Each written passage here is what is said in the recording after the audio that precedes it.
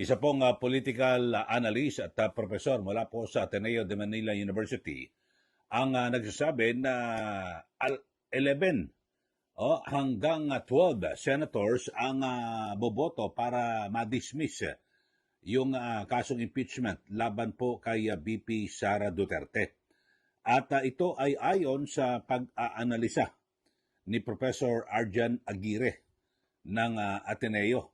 At ayon po sa kanya ay base nga ho ngayon sa struktura diyan po sa Senado ay talagang nakalalamang po ang mga taga-suporta o kaalyado ni VP Sara Duterte na siya po ay na-dismiss po yung kanyang kaso o diyan po sa Senado.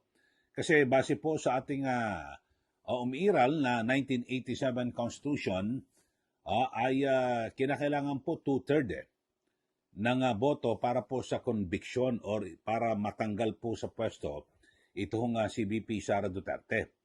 At nangangahulugan dyan na yung 2/3 ng 24 senators kinakailangan ay 16 votes o 16. At ngayon 15 lang po sila. Yung sa majority, kulang pa ho ng isa. Paano sila makakapag-recruit dyan po sa ang solid ho 9. Siyam po yung nasa minority block. Solid po ito, siyam po ito.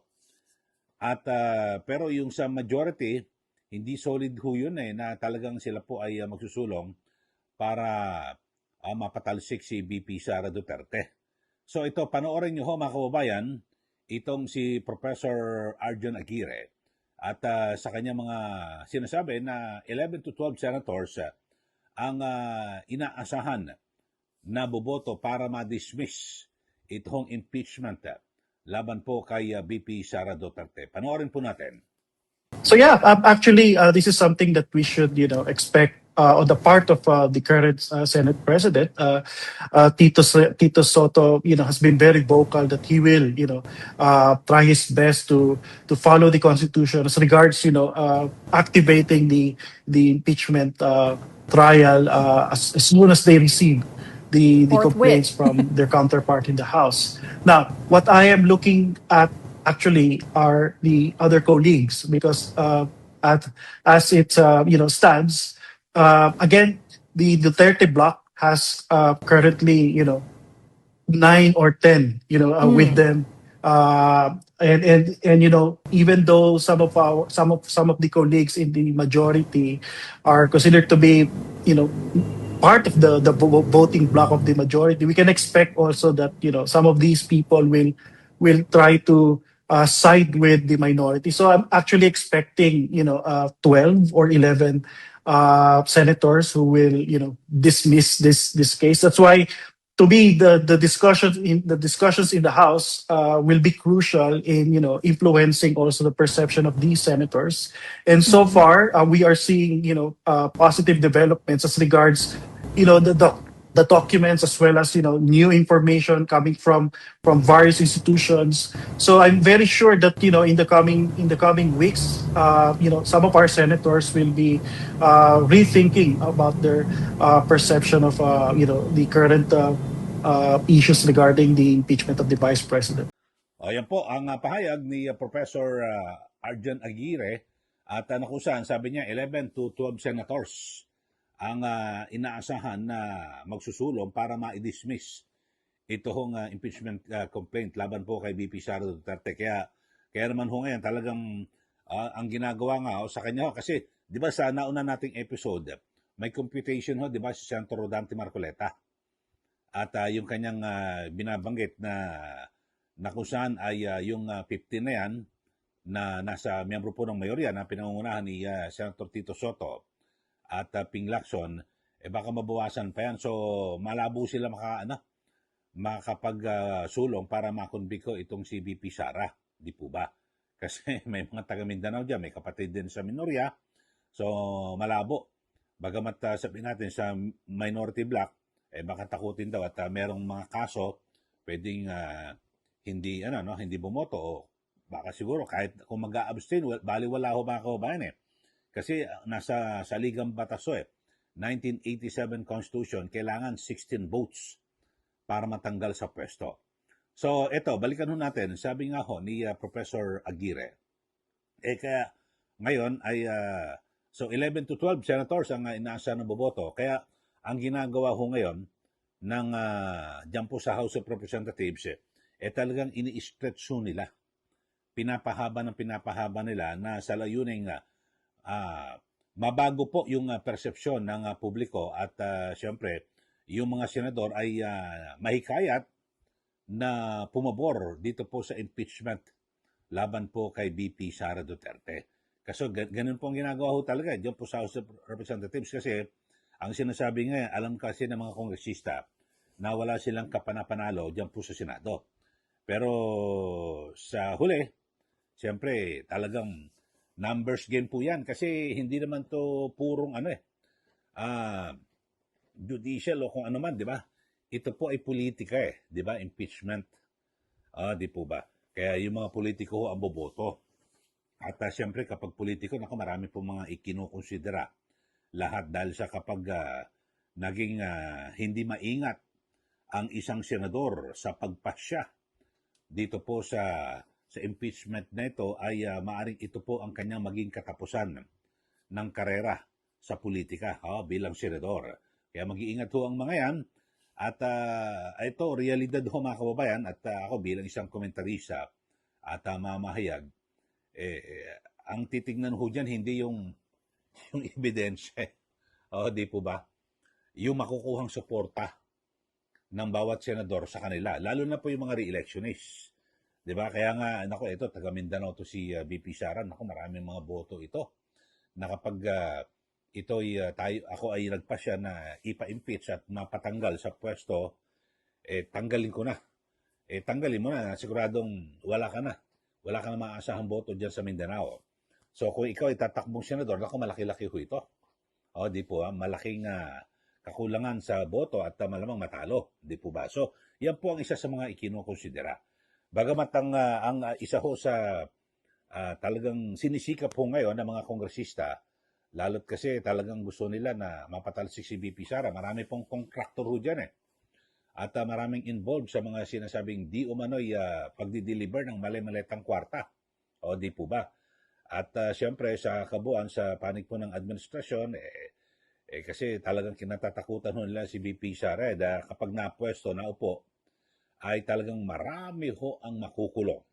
Mga kababayan. Ako bilang isang taxpayer, ang gusto ko makulong po yung mga nagnakaw sa kaban po ng bayan.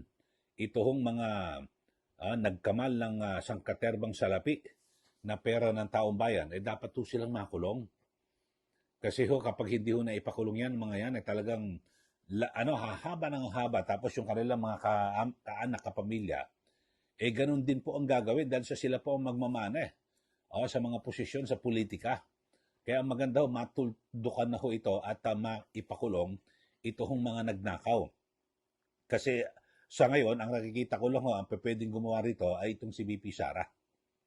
Sigurado ho yan mula sa Pangulo, lahat po walang sisinuhin. Kasi talagang ngayon base sa mga aligasyon meron pong mga ebidensya.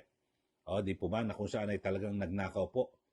Kaya lang ngayon hindi po maipursige yung ganyang mga investigasyon kasi yung magpapaimbestiga inaakusahan din na nagnakaw at nakinabang sa pera ng taong bayan. So malabo talaga. Di po ba? Kaya ang maganda, ito si VP Sara, yan po ang tutuldok. Kasi para maubos na hindi man, siguro tingin ko hindi naman maubos. Malaki ang may bawas, lalo na po yung mga malalaking buaya dito po sa ating pamahalaan. So dito balikan natin. Sa minority block siyempre yan po yung pinamumunuan ni Senator Alan Peter Cayetano na ito, re-electionist ito. Itong si Chis Escudero, dalawa na. Villanueva, Jingo Estrada, Marcoleta, Bongo, Bato de la Rosa, Robin Padilla, at Amy Marcos. So, siyam po sila. Yan po ang sinasabing opposition block diyan po sa Senado. So, siyam. Base po sa ating Constitution, 9 votes lang ay pwede nang harangin ang impeachment. Kasi pag 9 kayo, ibig sabihin, hindi na makaka-16. Yung yung para ma-remove, matanggal sa pwesto, ito pong si VP Sara Duterte. So, napakalabo na. Tapos, sabihin natin na may mga pending na kaso rito no? Na sinasabi, sinasangkot sa flood control, itong si Escudero, Villanueva at Estrada. So maaaring kung 9 sila, mabawasan magiging 6 na lang. So, delikado, sasabihin. Pero kung 6 na lang sila sa minorya at yung 3 natakot, sa majority mga kababayan, taga Mindanao, Migsubiri. Yun Sherwin Gatchalian, yan po ay graduating na, hindi na re-electionist. Pero, siyempre, babasahin nila mabuti yan dahil sa yung buong pamilya nila nasa politika mga kababayan, di po ba? Pag hindi makabalik dahil sa yung buong botong Mindanao, di po ba?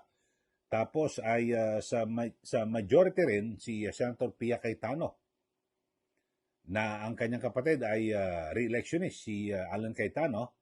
So, titimbang ho yan dahil sa baka pag bumoto siya ng pabor para matanggal si VP Sara, ay gumante dito kay Alan Peter Cayetano. So, 3. So, mababalik din Tapos meron pa si Mark Villar na re-electionist. Tapos yung kapatid niya, si Camille Villar. Na di umar, sinasabi nga, yung 2 magkapatid na Villar, kinigipit ho ngayon diyan po tungkol sa kanilang mga negosyo. So, pwedeng 5 ang bumaliktad. Yan na lang tapos kukunin 3. So, ganun din po. So, talaga mahirapan na makakuha po ng 16 votes. Mga kababayan. Tapos, sino pa ba? Siyempre, si Raffy Tulfo ay re-electionist din. Halimbawa, sabihin natin na hindi man siya pumabor dito po sa para ma-impeach si VP Sara, pwede mag-abstain yan So, pag nag-abstain, patay na ang boto. So, ibig sabihin, ang bilang pa rin, 16 votes ang kinakailangan para ma-convict. So, talagang napakahirap po ng sitwasyon ngayon.